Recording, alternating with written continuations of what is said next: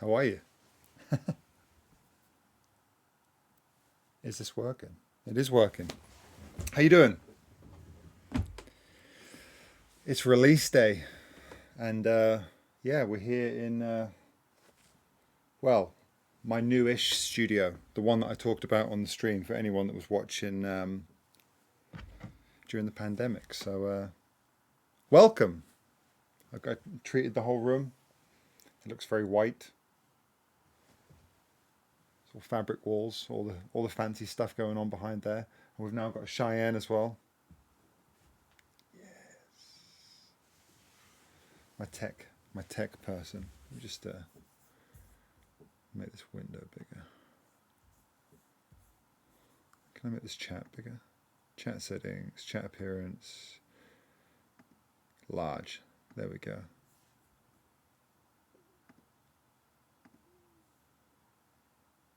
So anyway, what do you think of the track? Do you like how it ended up? Do we have the same barber? This is the hand that this is the hand we've been dealt. It's thin and up top, and this is what we have to do to manage it. So yeah, um, yeah, I'm super happy with how this track's ended up. Anyway, for anyone that doesn't really know the full story, I'll tell you. We were on.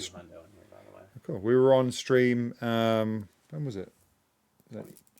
What month? I don't know what month I did it, but May 2020, and we were messing around, and someone came up with the concept on stream of making a track about being in the Yuma tent at Coachella at 2 a.m., which I liked a lot, and that's where we ended up. That's where we ended up making this beat. Me, and yeah, it just turned out really, really good. It was a bit difficult though. Like it was a bit difficult going back, like thinking back to what I was doing at that point. I wasn't in my studio. I was just in this little office in a friend's house where we were staying at the time, and couldn't hear anything. I was having to try and learn how to stream at the same time, and didn't have a tech person to help me.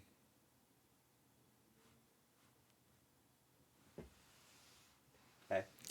Yeah, didn't have him to help me. So yeah. Anyway, it was kind of weird writing, and I think that was one of the main ones that really came together. The idea kind of formed on stream, so people were watching, and We had that whole Discord. You made a Discord channel called 2 a.m. in the Yuma tent where everyone was dropping their samples. that's right. Yeah. I don't think we ended up using any of the No. samples, but yeah, it was fun. I had like good sort of fan participation. It was really fun, and I think the only thing that changed was like I didn't write the lead on the second break. I didn't write that on stream. I added that kind of as soon as I went off stream. I brought that in from this idea. I can't even remember the idea that I was. I can't even remember the idea that I brought it in from. I'd written that. I'd made that sound for another track. Then I brought in that patch and made a new riff. So yeah, that's what happened. So anyway, let me just read all this. Crazy having the I'm recognizing some of the 80 proof. You got all those some of the old names. Anyway, I'm sorry that it's taken me so long to get on here. It's been quite a day. It's been quite it's been quite a day. Alex Cure, I ran into you in the airport. I ran into him at the airport on oh, did he post it? On story, yeah. Yeah. So yeah. Anyway, I'm here. I'm here to talk. If you've got any questions, shout. Yeah, where's Helgen? Maybe he's on a better sleep schedule right now. Eating beans. Why did it take so long to release? I like that question. You know,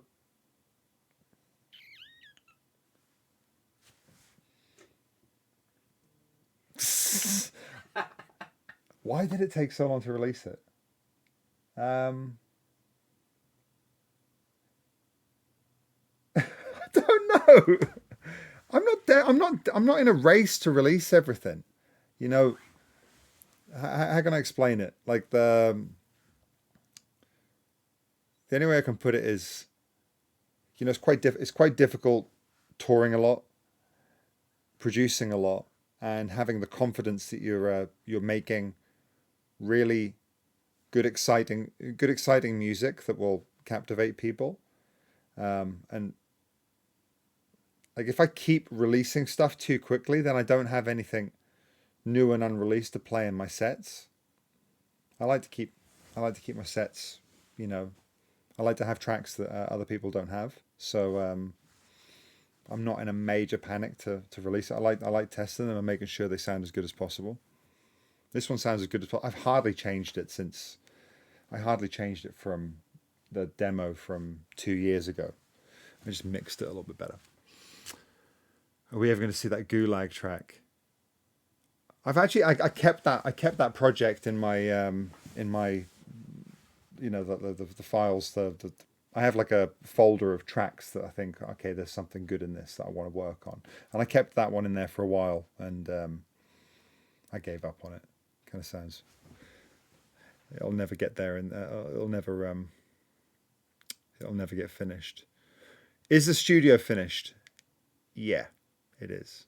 I finally got it to like the really, really good point. You've heard a few iterations of how it sounded in here, right? Yeah. What do you reckon to now? A lot. A lot. So that means it sounds good. Yeah. Sounds good. It feels really, really good. I got 2 subwoofers in here now, and the vocal trios. It's sick. I love it. I saw someone ask about UFC 281. I'm hoping Adesanya. I love Adesanya. What was your favorite part of the song? For Yuma, definitely that lead. That lead is sick. I got it. This sound. Yeah, I'm trying to pull it up on my computer.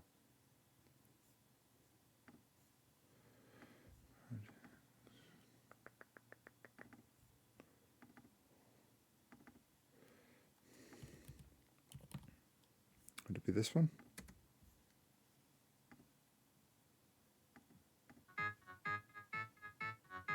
Yeah, that one.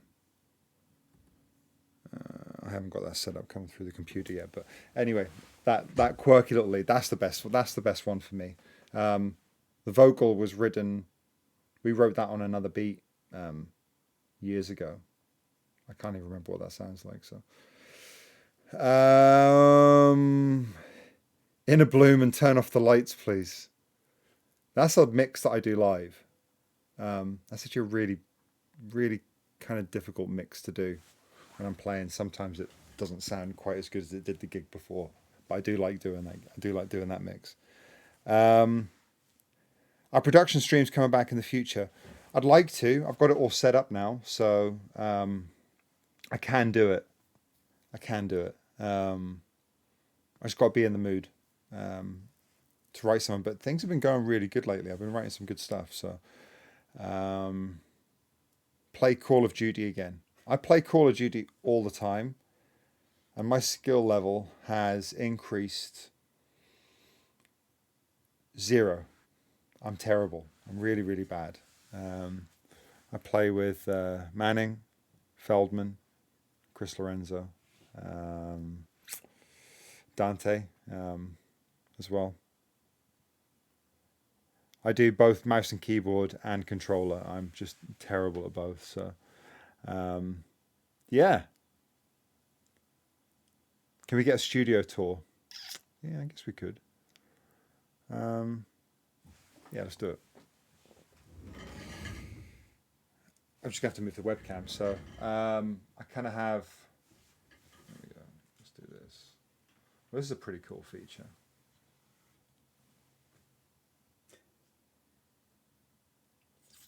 Well, given them for my birthday last year. They are pretty sick. Oh, hang on, actually. Let me show you the best bit. Are you gonna, yeah. Where's the... hang on.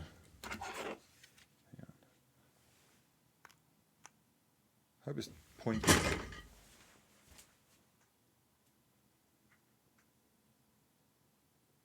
Maybe I'll have to turn the lights off. Yeah. Let's do it real quick.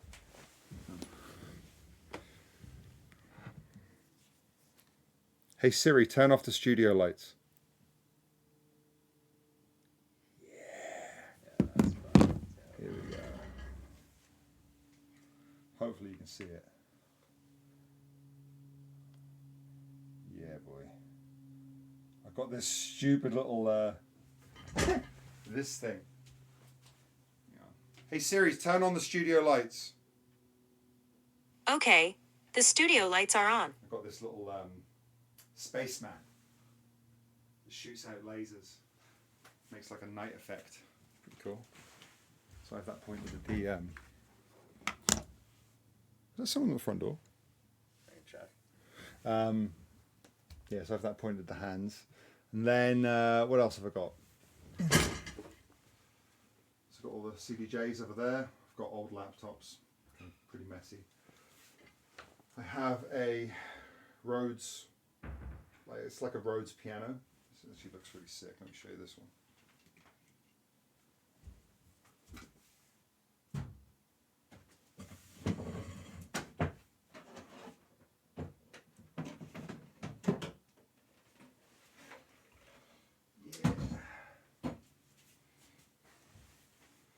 This is nice, good vibes. So I've got that, and then I have like this little tower of synths.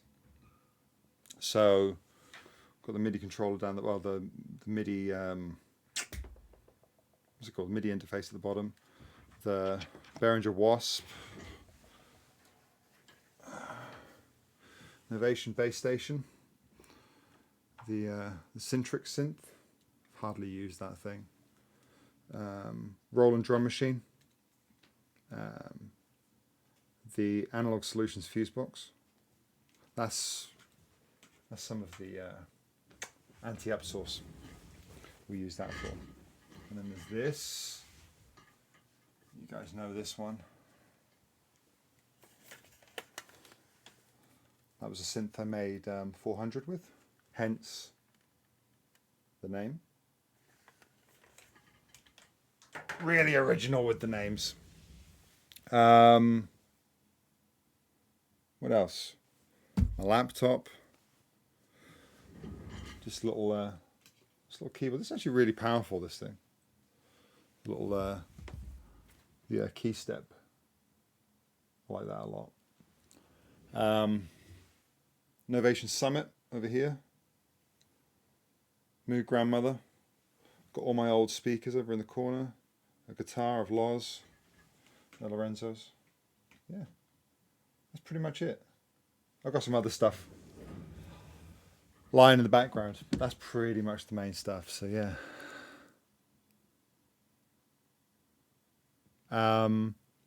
Will I release the Deceiver VIP? Nah, that one ain't coming out. That's mine. That's mine. Tap that real quick.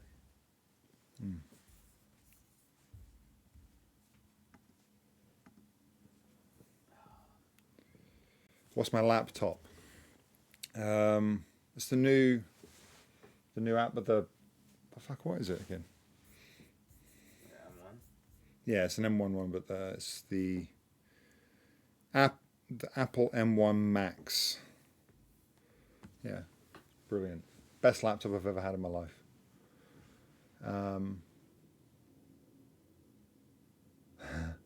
The Fine Day remix. I don't even know if I can tell you whose that is. It's not Clooney's. It's not that. Clooney plays another version. And I won't be at Chris Lorenzo and AC Slater's show on the 25th at the Shrine. I'm going on holiday. I'm actually going on holiday tomorrow after this weekend shows. So finally getting some time away, get some R&R with Mrs. Lake. So I like that question. Did you have a mentor when you started producing? Go to school, or were you self-taught? Self-taught. I had some mentors who was DJing. I definitely had some people that got me into it.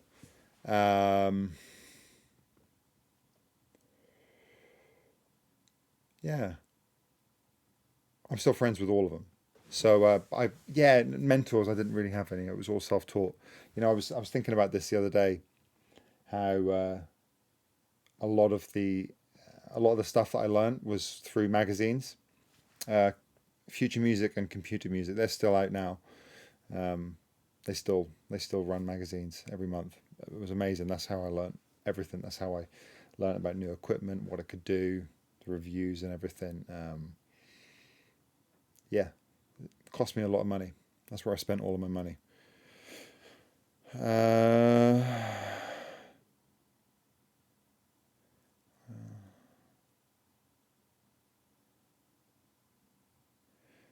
How did you and Clooney touch base and really get connected?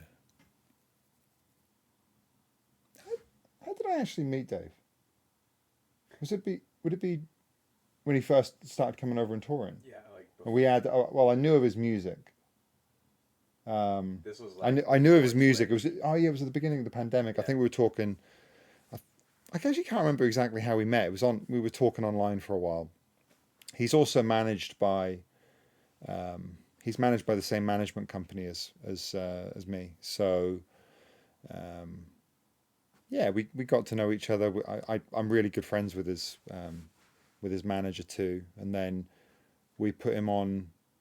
The first show was the Petco Park show, and yeah, for For 4th of July. Black Book, yeah. And we had Clooney on as the support. That was the first. Was that the first show he did?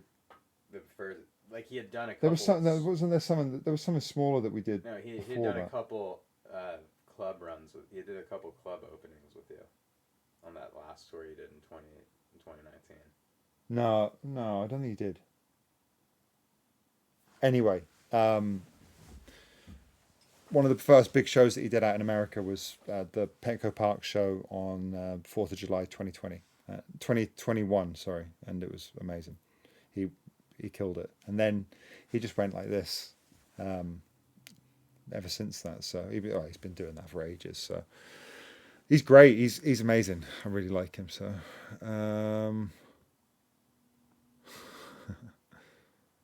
LMFAO America.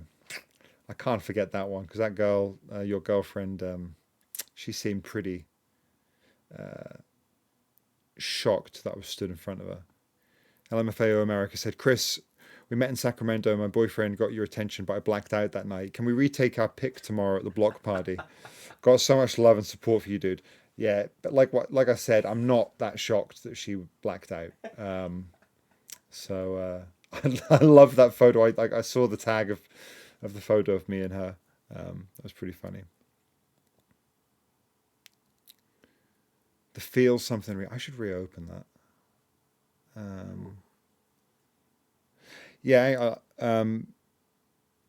Big Bend PT. Do you have any advice for up and coming producers or up and coming artists? Yeah, just try and be original. Try and find your own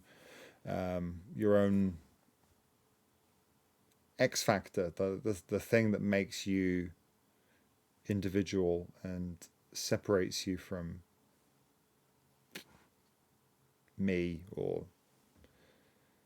any of the millions of producers that are out there. You're looking for you want to have an identity because it's that's the way that you stand out. Have an identity and then connect with people. That's what I would advise everyone strives for. That's my approach anyway. I know there's a lot of people that kind of strive to fit in, but then I think that's an easy path to getting frustrated as to not understanding why things are not necessarily working because you're just kind of like blending in.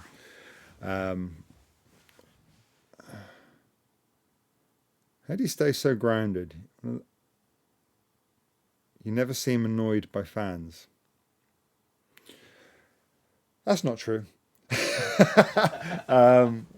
But I do have time for fans. I don't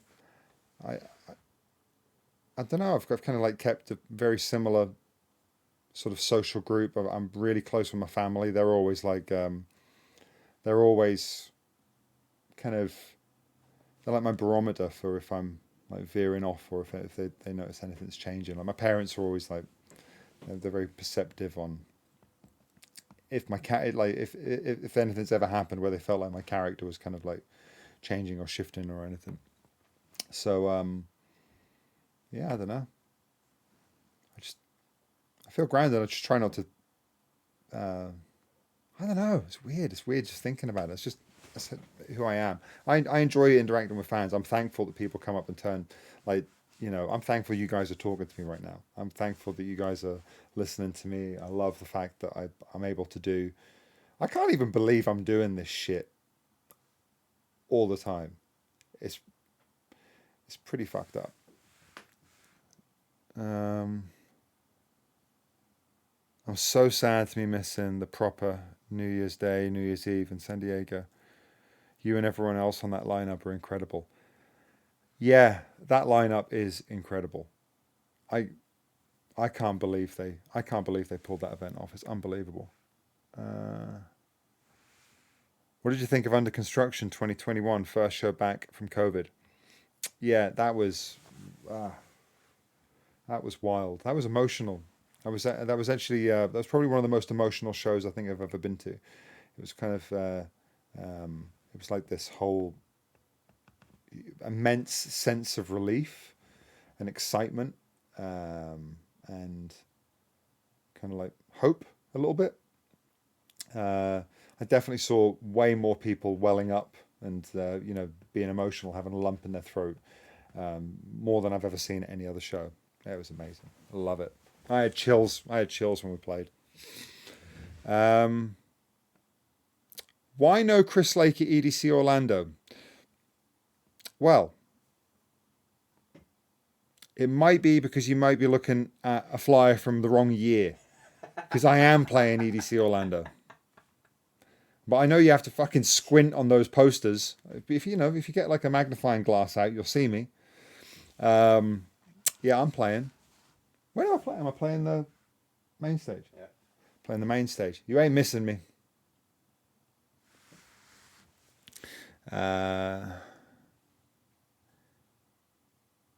Yeah, Shrine Show last year was a banger too. Any DJs or other artists you looked up to when you were coming up? Yeah, loads. The first producer that springs to mind was Timo Maas. I loved Timo Maas tracks back in the day. They're amazing. Yeah. Gabrielle, why was NAF cancelled? We just had some issue with venues, dates, everything lining up. It's really important to us for these shows when we're coming over to Brazil to make sure they're absolutely perfect, and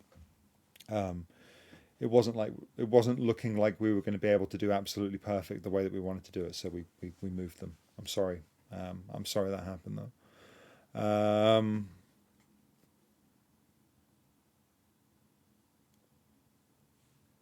Eric's in the chat.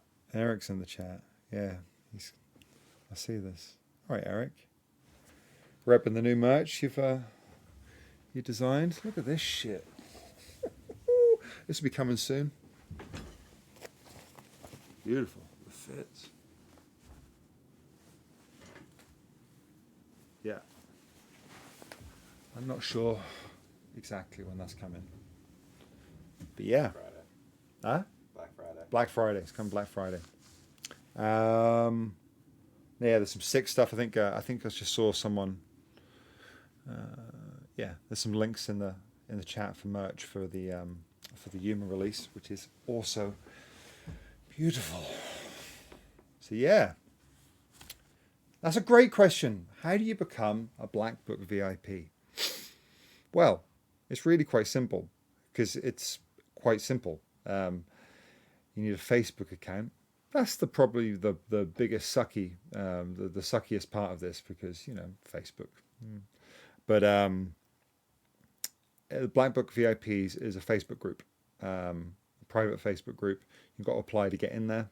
Just show some, answer some questions, to prove that you actually know a little bit about Black Book or myself, and then you're in. That's it. There's a nice community there. Some really, really good fans. Met some really good people.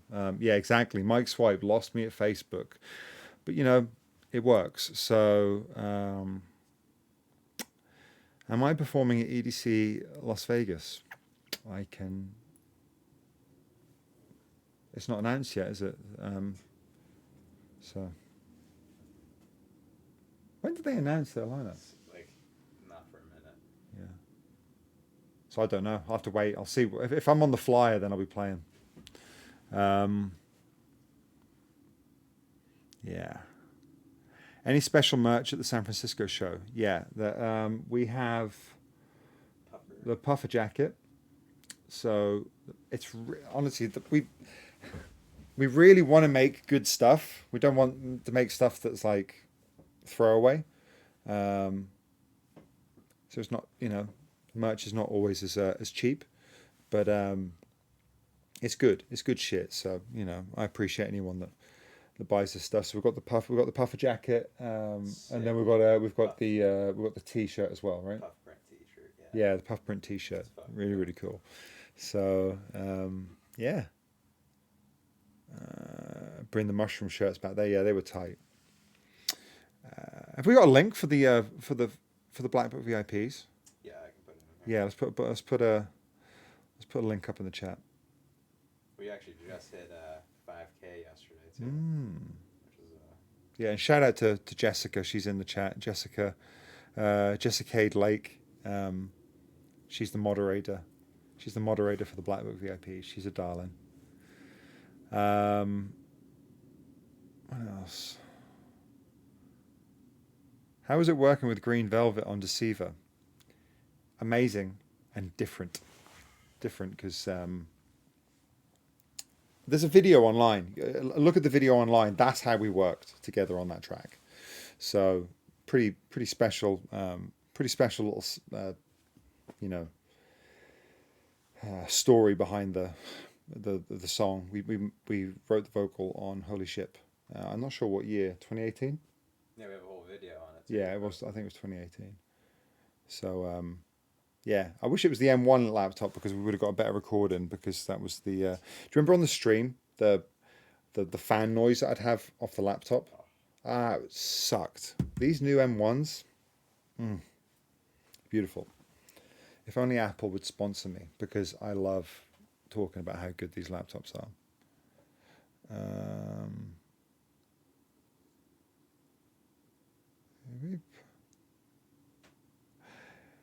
Do I plan on releasing new music with other labels? No. No. Not really.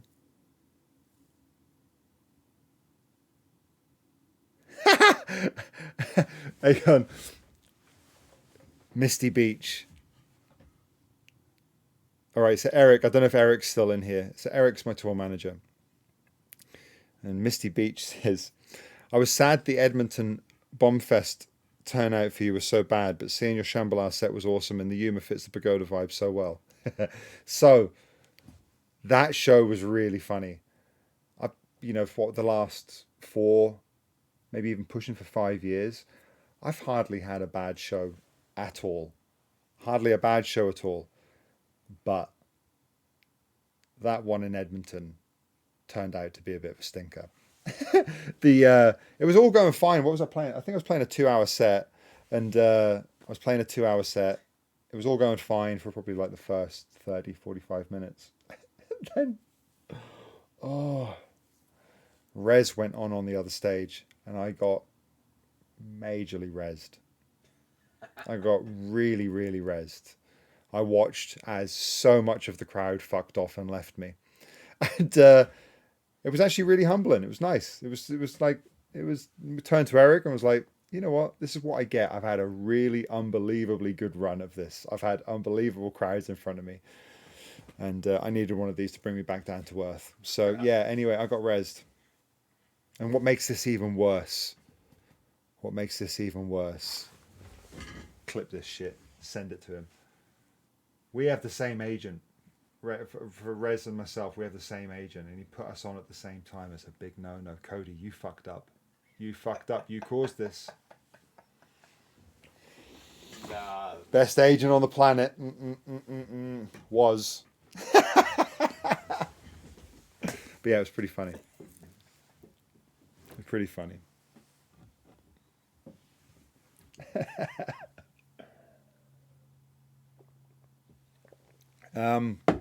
Do I prefer smaller, more intimate shows or big festival crowds?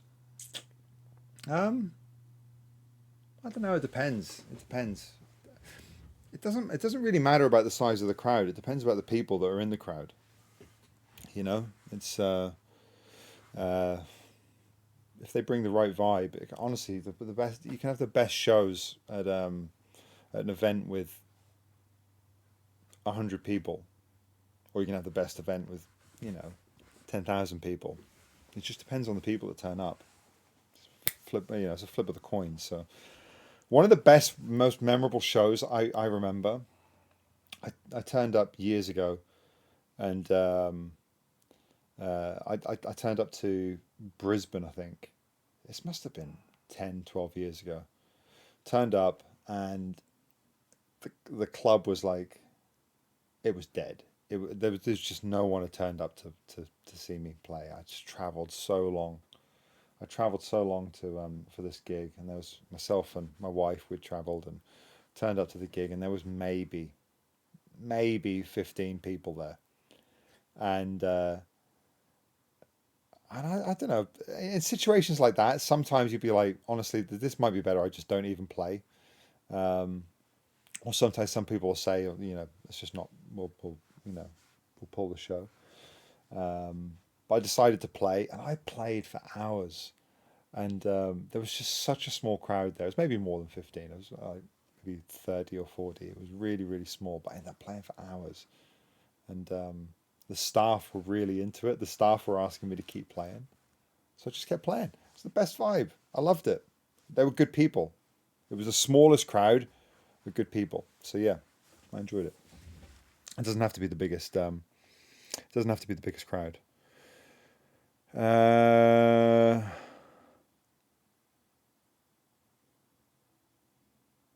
what else? OTT on a master, yes or no?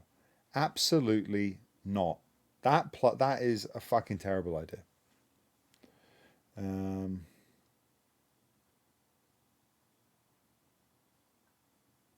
Remember that dude you called out in Denver back in August who was ruining the vibe of the show for people around him? Thank you for doing that.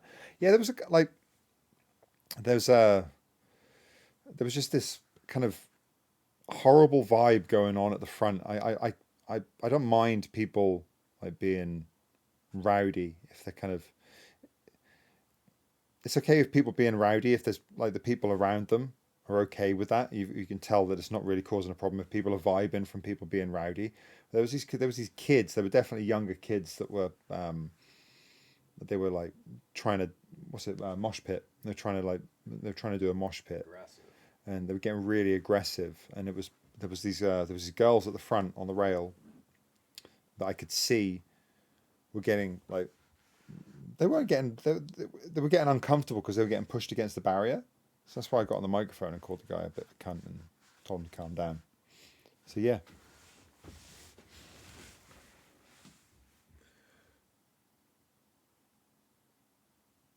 Where do you stand on the side chaining your kicks debate? I don't even know what that debate is. I've never even heard of it.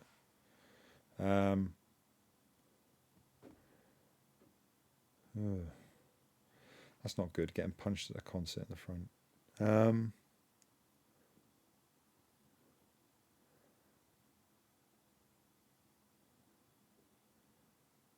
How do you feel about the recent trend of tech house lame, techno good? Will this trend continue? Is this trend having any real implications? I don't know. Maybe I'm like, maybe I need to pay more attention. I'll tell you the funniest thing. I don't know if you've noticed this. Maybe it's just like it's based on who I follow, but I always see people. I see people talking about like EDM Twitter and like how toxic EDM Twitter's been. I never really see it unless someone It's one specifically person, you gotta follow points it out to me. Yeah. The people I follow, I don't really like. I don't follow that many people, and I don't see that. I don't see that much drama. Like if you're seeing drama, like follow different people. It's pretty much just one person doing that shit. That sounded a bit sarky there, Cheyenne. I know, but I'm telling you, if you follow that one person, you're gonna see all the EDM Twitter. Oh, okay, fair enough, fair enough. I don't know. I don't get it. I don't give it. I mean, who gives a fuck? It's like shut up, be nice. After your Brisbane experience, how was your recent Australia experience at Listen Out? Amazing. I just so like, fast forward to now, the shows are fucking ripping, and so I just did that Listen Out run, and yeah, the shows were amazing. Crowds were great. Really, really, really good. Really good. I loved it. So yeah. How was F1 in Austin? The best. Like yeah, Daniel hooked us up with Daniel and his manager hooked us up with pit lane access. So I got to. I was living a massive dream, meeting all these people that I've followed for years, and that was amazing. One of the best things I've ever done.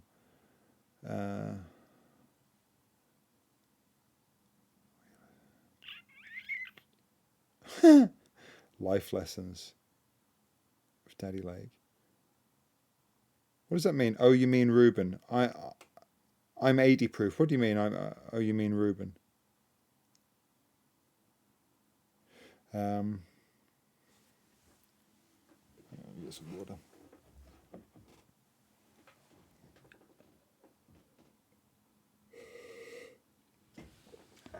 Oh my Josh, was that you? Yeah, that's the kid who did. So, oh my Josh, did you like the "Does It Still Work" poster and the Chris Lake head cutout in Arizona? That shit was amazing. Yeah, man. Yeah.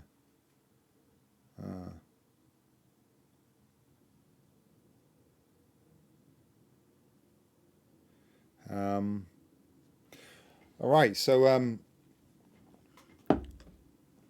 trying to think what else to show, or like to tell you. Does touring get old? No, traveling does though.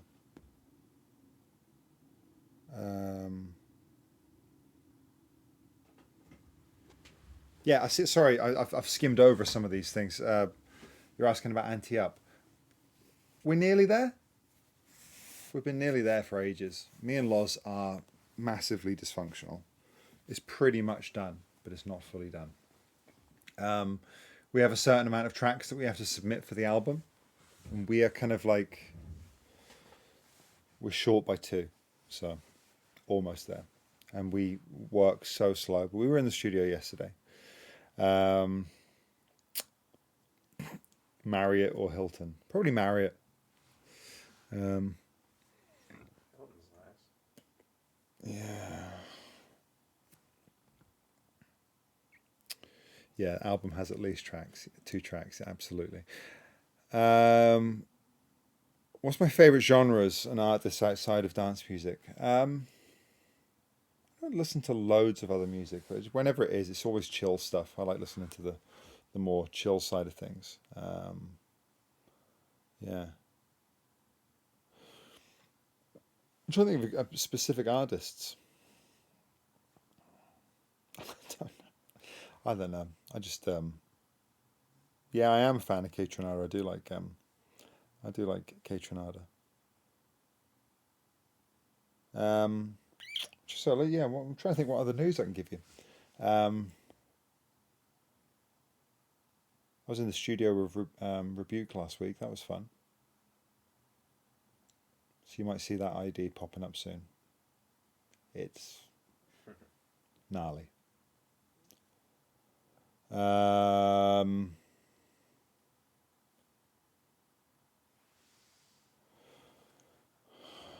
What else? Oh yeah. Fuck it, I'll give you a little bit of news as well. So there's another ID you guys have been asking about. Have any of you heard the Pager remix that I did for Fortet. It's coming. It's coming. Hang on a second. Maybe I can... Tell me if this works. Tell me if this audio works, because it's been a while since I did this. Try this. Is it on? Are we live?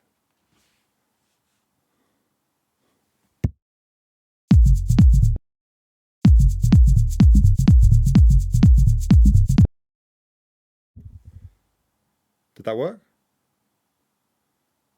Yeah, boy. I'll give you a little sneak peek. 10 seconds. 10 seconds? Yeah. No drop? No drop. I'll give him a little skip. Okay. He doesn't want to give him. He doesn't want me giving too much away. Are you only slutty hanging with the fellas, hanging with cause you always getting jealous and jealous.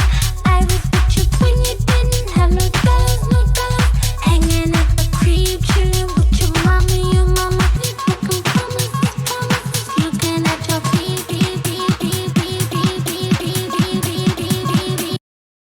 Yeah, you can piece the rest together on the internet.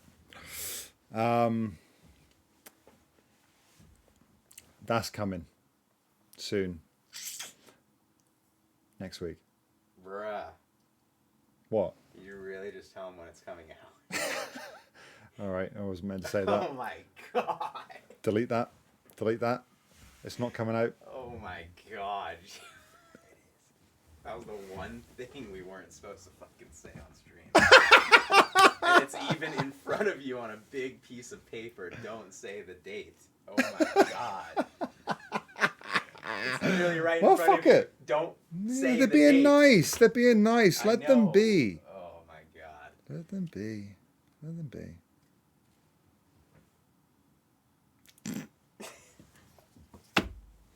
Anyway, whatever. Yeah, cancel Cheyenne. Exactly. It's cancelable. I'm very... All right. Any last questions? Let's do a couple more minutes and then I'll fuck off. Let you be. Yeah. Cheyenne the Debbie Downer.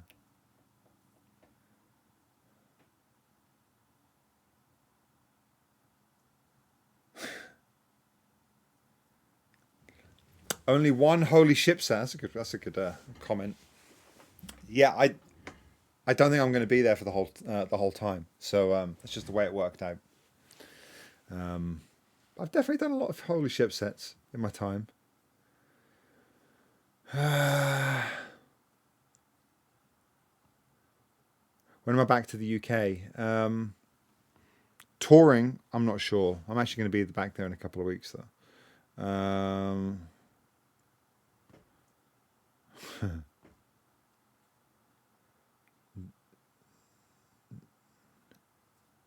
All right, okay, well, let me give you the rundown of the weekend. So, tomorrow, we have the Black Book Block Party. Is it called the Black Book Block Party? Black Book Block Party. Black Book Block Party, San Francisco at the Midway. I think this is the third year we've done it. Yes. Third year we've done it. It's a fantastic venue. I love playing in the Bay Area. It's a lot of fun. There's exclusive merch available. We've got the puffer jacket. We have the puffer print T-shirt commemorating the Yuma release. I think the designs are really tight. I hope you like them. They'll be available there at the event. Afters, no, there's no afters. Sorry, just the main event. Then on Sunday, I am in Orlando, playing EDC Orlando, playing at the main stage. I'm sandwiched between... Who am I in between? Let's have a look who I'm in between. I've got it on my thingy. Eric should know this, but he's probably gone to bed. Blake's in here too. Blake knows this for sure. Yeah, I can't remember who I'm playing between. Oh, here it is. Sunday, you're in between DJ Snake and Alok. Alok's before me. Yeah, but it's two fireworks shows before you. So you have like fireworks and then you, and then fireworks and then DJ Snake. Nice. You're not meant to say fucking fireworks. It's a kinetic experience. There's one thing you're not meant to say, Cheyenne. Oh my God, stop. Okay, One they're thing gonna you're have not a meant to Cosmic say. Meadow experience, which who knows what that could be. It could probably be 2 of 3 things. Yeah. Anyway, so that's my weekend, and then I'm off. I'm off on holiday. Oh, 2 weeks holiday. So yeah, that's it. Thank you everyone for listening to the new single. It's really cool. Look at this. Actually, I'll show you this. Nice little. Probably slowing down now because it's getting later in the day, but you get, like, as an artist, you get an app to track like the plays as they go. Look at this. Hang on, waiting for it to update. So on the app, I get to see how many people are listening to it right now. How sick is that? So if everyone in chat goes and listens to it right now, like at once, that number will fucking go up. And I love it. So that's the Spotify artist app, and there's also an Apple one as well. I don't know about the.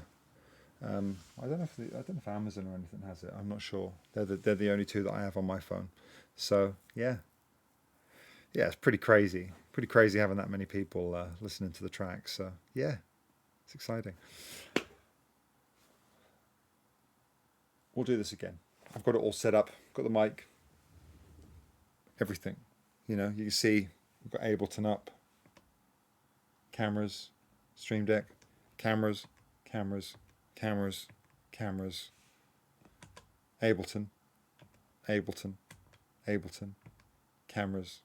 Cameras.